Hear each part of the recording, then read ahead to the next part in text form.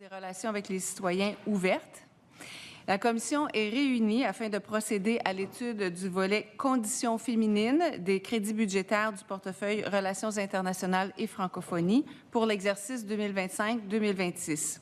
Une enveloppe de 2h30 a été allouée pour l'étude de ces crédits. Madame la secrétaire, y a-t-il des remplacements? Oui, Madame la Présidente, Madame Price, Darcy Megli est remplacée par Madame Garceau, Robert Baldwin, Monsieur Leduc Hochelaga Maisonneuve par Madame Gazal Mercier et Monsieur Bérubé Matane Matapédia par Madame Gentilcorps Terrebonne. Merci. Alors, nous allons procéder à une discussion d'ordre général incluant les questions et les réponses. Je suis maintenant prête à reconnaître une première intervention de l'opposition officielle pour un premier bloc d'échange. Madame la députée de Robert Baldwin, la parole est à vous. Merci beaucoup, Madame la Présidente. Bon matin à toutes. Je pense, on va se dire, on a veillé un peu tard, je crois, hier soir, mais très contente d'être avec vous ce matin, Madame la ministre et Madame Cordeau, Madame Fehrenbach et les membres de l'équipe du ministère pour aborder évidemment certains sujets très, très importants en matière de conditions féminines. Donc, Madame la ministre, j'aimerais commencer, puis probablement vous doutez de toute façon que je vais commencer avec des maisons d'hébergement. Et vous savez, il y a eu plusieurs discussions, et je sais que vous avez eu des discussions, des rencontres avec, que ce soit le regroupement des maisons pour femmes victimes de violences conjugales, la Fédération des maisons d'hébergement pour femmes et l'Alliance des maisons de deuxième étape. Elles ont déposé des budgets budgétaires très étoffés concernant une demande de 57,7 millions de dollars échelonnés sur une période de 4 ans.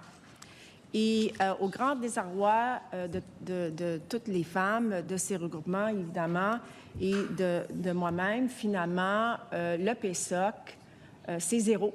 Il y a eu zéro augmentation dans ce budget pour les services d'intervention au sein des maisons d'hébergement.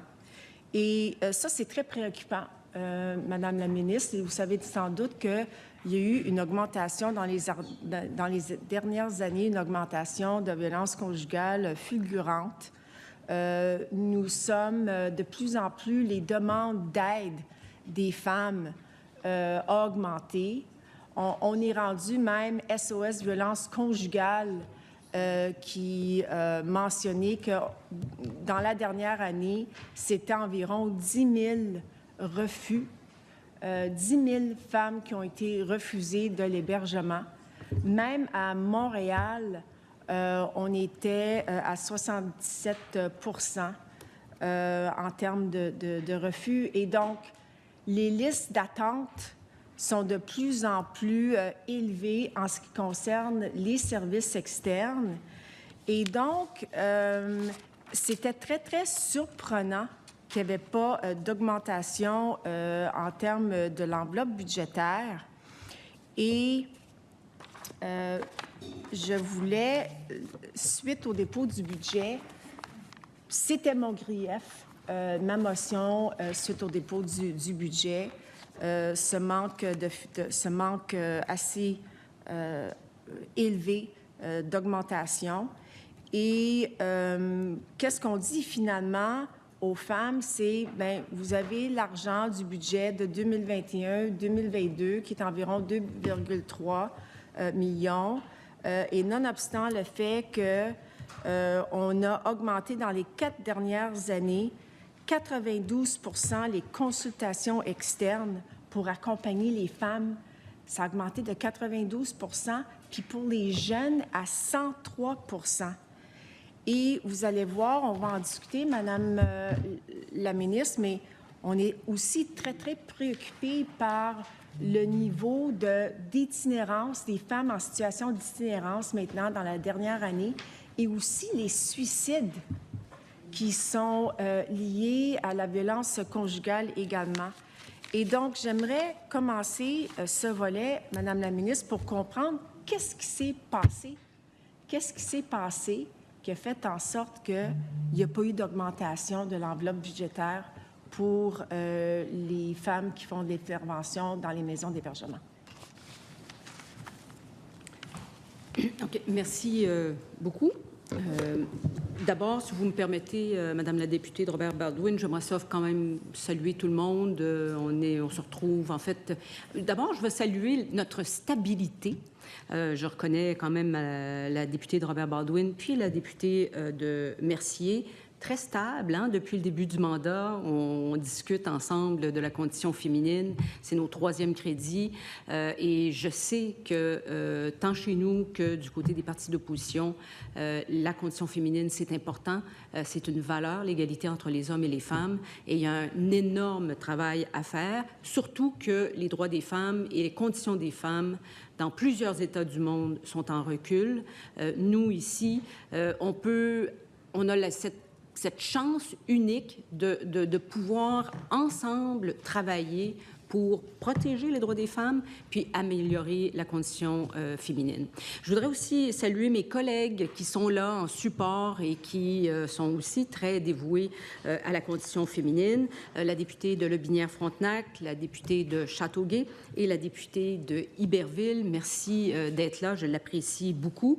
Je voudrais aussi saluer les équipes du secrétariat de la condition féminine qui sont dans d'autres pièces, mais qui m'écoutent attentivement pour s'assurer que je dise les choses les plus factuelles et les plus précises possibles. Je les remercie parce qu'on a tous des gros cartables ici et elles ont travaillé très fort pour répondre à l'ensemble des questions qui leur sont soumises. C'est quand même un exercice fastidieux, l'étude des crédits, mais un exercice qui est important parce que ça nous met à jour sur un dossier, sur plusieurs, dans mon cas, j'en ai plusieurs, mais celui de la condition féminine en est un d'important. Je voudrais saluer la présence à mes côtés de la sous-ministre associée à la condition féminine, Catherine Fehrenbach, mais aussi de Louise Cordeau, qui est la présidente du Conseil du statut de la femme, qui font un travail formidable tout au long de l'année et qui aussi vont pouvoir m'assister pour que je puisse vous donner les réponses les plus précises.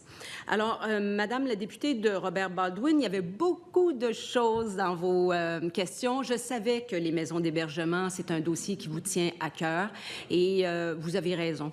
Notre gouvernement en a fait une priorité et quand je regarde les montants d'argent qu'on a mis en place pour soutenir et développer les services des maisons d'hébergement, je réalise à quel point notre gouvernement a été proactif. Parce que quand nous sommes arrivés au pouvoir en 2018, les montants dédiés aux maisons d'hébergement étaient stables et stagnaient à 77 millions de dollars par année. Il n'y avait pas un sou pour les maisons de 2e étape.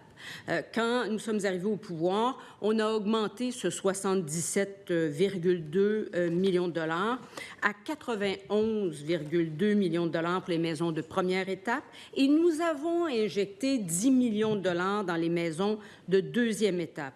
Alors, ensemble, nous sommes passés, quand nous sommes arrivés au pouvoir, à 101 millions, l'année suivante à 121 millions, l'année suivante à 139 millions, quand moi je suis arrivée en fonction. Nous avons poursuivi à 149 millions, à 156 millions, à 160 millions et l'année prochaine, nous passerons à 165 millions. Donc, Madame la députée de Robert Baldwin, en tout respect, nous sommes passés des maigres 77 millions que vous aviez dédiés à la question des maisons d'hébergement à 165 millions. Alors, nous sommes dans une augmentation de plus de 108 %. Pourquoi?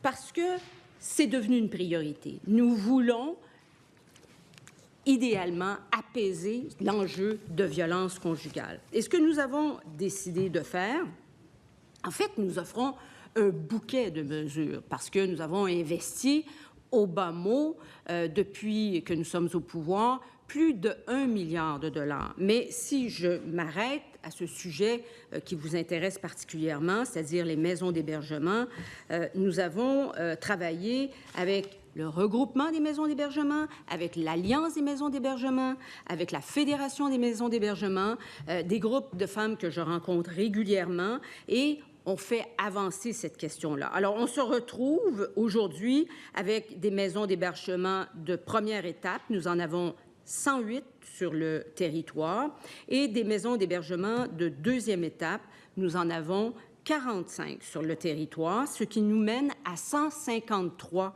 maisons d'hébergement.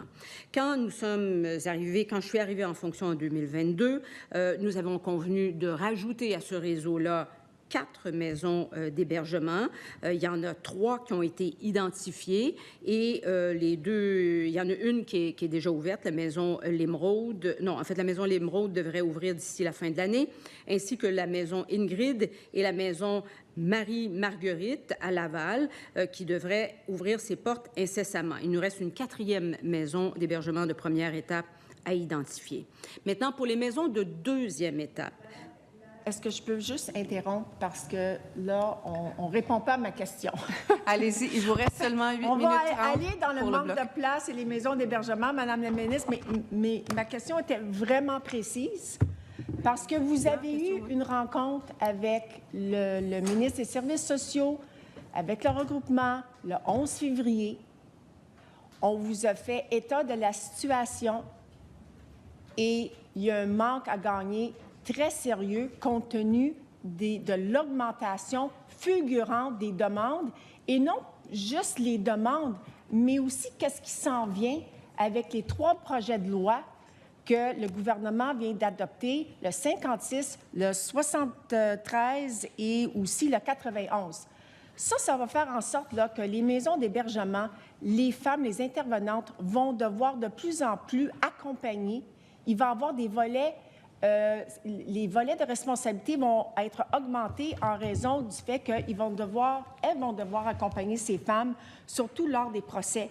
Donc, encore, où le bas blesse, là, c'est qu'il n'y en a pas eu d'augmentation cette année. Le budget, cette année, il n'y a pas eu une scène de plus pour les maisons d'hébergement parce qu'on se fie seulement sur le 2,3 millions qui avait été annoncé en 2021 et 2022, puis il n'y a pas eu d'augmentation. Donc là, on est dans une situation critique. Et c'est ça qui a été revendiqué par les femmes, les regroupements, la Fédération, l'Alliance. On est dans une situation critique où il va y avoir un bris de service, là, Madame la ministre. Il va falloir qu'on coupe des programmes. Puis je ne suis même pas allée encore dans les services juridiques. Mais là, en ce moment, on a des maisons qui débordent, on a des services externes où on va jusqu'à 4 mois d'attente sur les listes d'attente. Ça, c'est pas protéger les femmes. Et donc, ma question était précise. Qu'est-ce qui s'est passé? Comment se fait-il que les maisons d'hébergement ont eu 0 d'augmentation cette année, compte tenu de la situation critique des faits?